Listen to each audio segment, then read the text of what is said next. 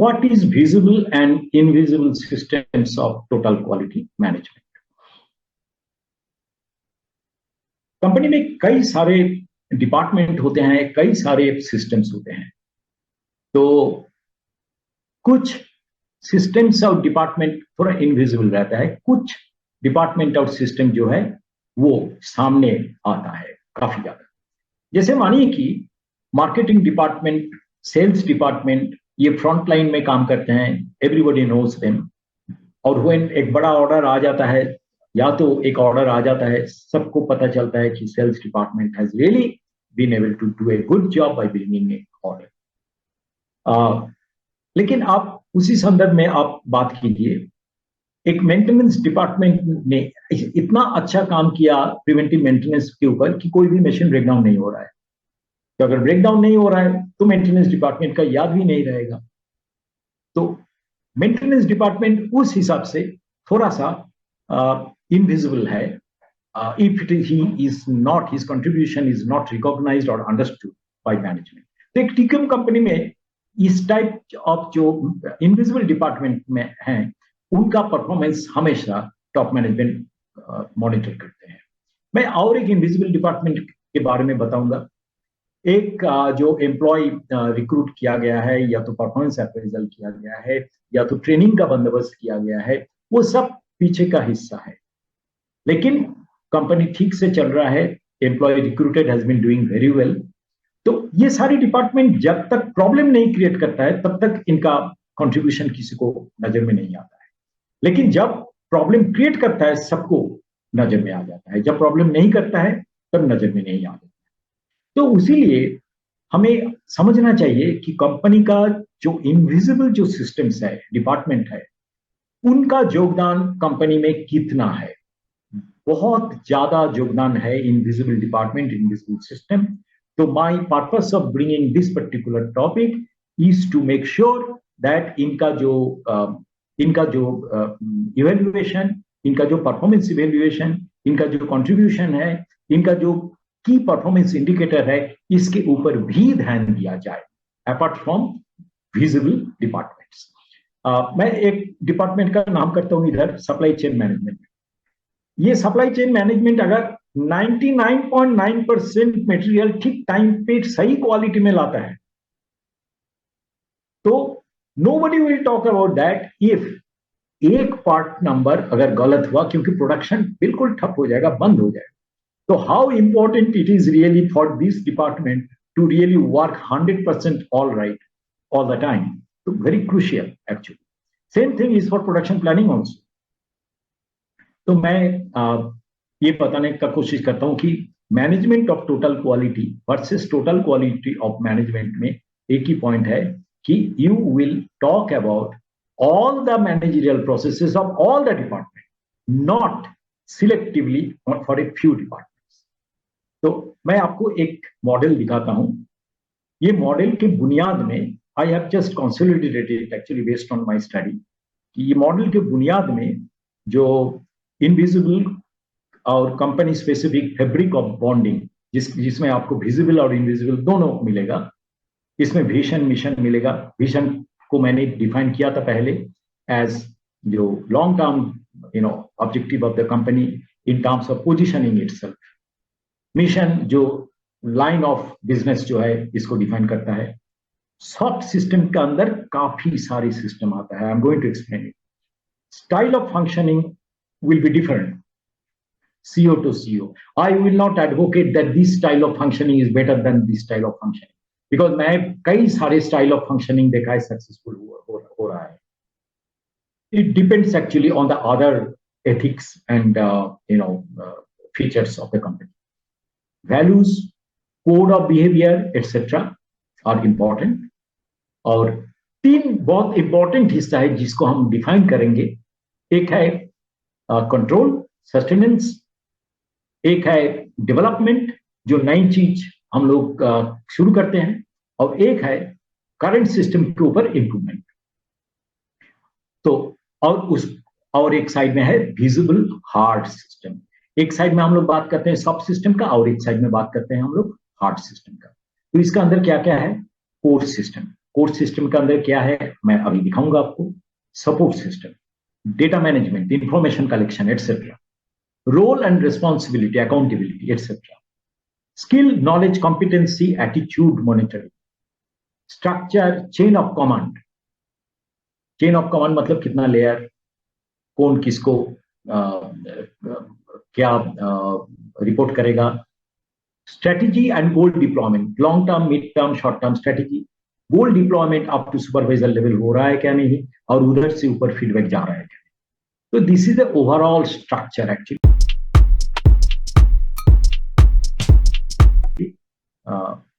अभी मैं एक एक करके उसका जो पिलर्स है उसको एक्सप्लेन करूंगा। सॉफ्ट सिस्टम के अंदर क्या क्या आता है? अप्रेजल, रिव्यू, मतलब जो सवाल मैंने किया था, मैं आज के दिन में कैसा कर रहा हूं, मेरा परफॉर्मेंस कैसा है, सॉरी, मेरा आज के दिन में ऑब्जेक्टिव क्या है, मैं कैसा कर रहा हूं, how can I do better, these are the 3 question. तो ये तीनों सवाल का जो ऑब्जेक्टिव क्या है, मैं कैसा कर रहा हूं और मैं कैसे इंप्रूव करूंगा, ये सवाल अप्रेजल सिस्टम से आना चाहिए। मैं देखा हूं कि कई जगह में, कई कंपनी में अप्रेजल को it is been treated something like a very very secretive method. I never thought, in fact जो कंपनी में मैंने अप्रेजल सिस्टम को लागू किया, I never made it so secretive, because I think appraisal system should be to a great extent, barring 1 or 2 area, it should be quite open system. क्योंकि this appraisal is talking to me as a functionary, not my personal, जो mental thought process etc.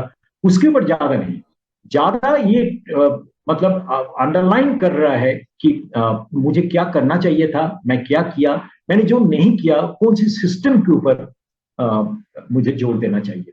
तो appraisal should be based on system based appraisal. Appraisal review ये soft के अंदर आता है जरूर।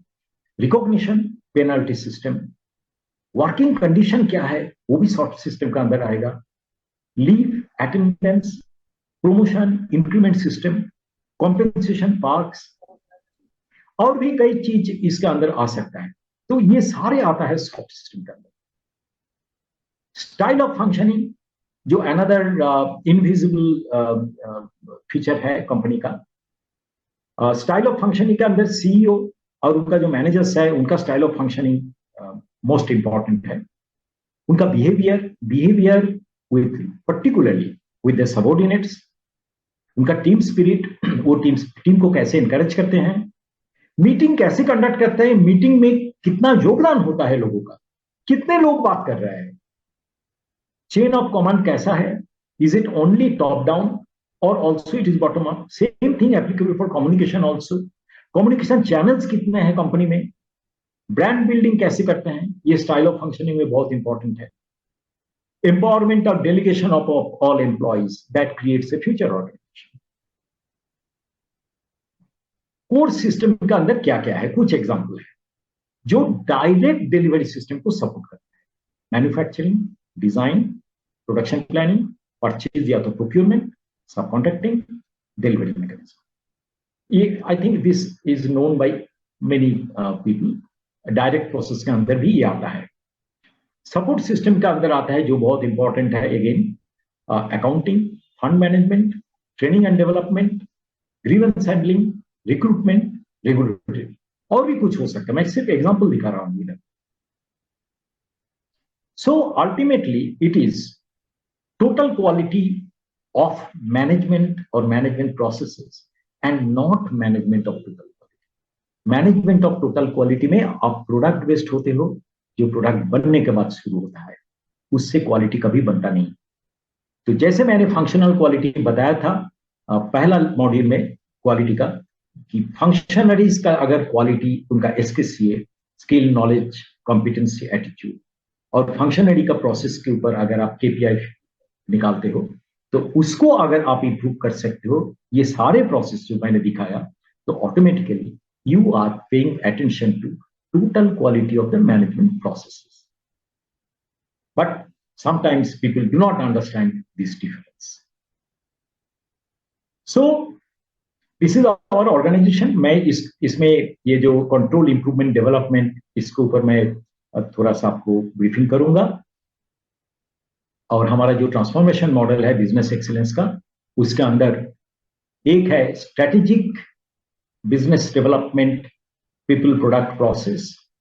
Planning process जो है, सपोर्ट प्रोसेस, मतलब इसमें हम लोग टॉप मैनेजमेंट जो जिनका हेड का कंट्रीब्यूशन सबसे ज्यादा होता है, वो है स्ट्रेटेजिक बिजनेस डेवलपमेंट, जिसमें long term, mid term, short term strategic plan को मॉनिटर किया जाता है, मिड कोर्स करेक्शन किया जाता है, और उसका एग्जीक्यूशन में ऑपरेशनल प्रोसेसेस, जिसके अंदर core and support operational management process people product process के दौरान ये इंप्लीमेंट होता है। और दोनों के बीच में बहुत ज्यादा इंटरेक्शन होता है। ये हम लोग कई बार भूल जाते हैं 3H मॉडल में हार्ट का योगदान क्या है, जो इनविजिबल रहता है। ये हार्ट हमें मोटिवेट करता है, ये हार्ट हमें अप्रेजल ट्रेनिंग के बगैर बदौलत इसको आगे लेके जाता है, ऑर्गेनाइजेशन प्रोसेस में जॉयफुल एनवायरनमेंट क्रिएट करने के लिए मदद करता है। तो ये ह्यूमन रिसोर्स नर्चरिंग प्रोसेस, जो कि सभी फंक्शनरी का एक इंपॉर्टेंट हिस्सा होता है, सपोर्ट प्रोसेस, और इसका एक बहुत जरूरी कनेक्शन होता है हेड के साथ और हैंड के साथ। ये इंटरेक्शन होना चाहिए। लेकिन हम नॉर्मली ये नहीं समझते हैं कि ये तीनों के योगदान से ही ऑर्गेनाइजेशन आगे बढ़ता है, और तीन इनसेपरेबल है। और बीच में जो सेंट्रल पॉइंट में है वो है सोल और टेम्परामेंट, जो entrepreneurial spirit, style of functioning, work culture से वो आगे बढ़ता है। उससे रिजल्ट मिलता है हमें, और वो रिजल्ट से हमें जॉयफुल वर्क प्लेस की तरफ आगे लेके जाते हैं।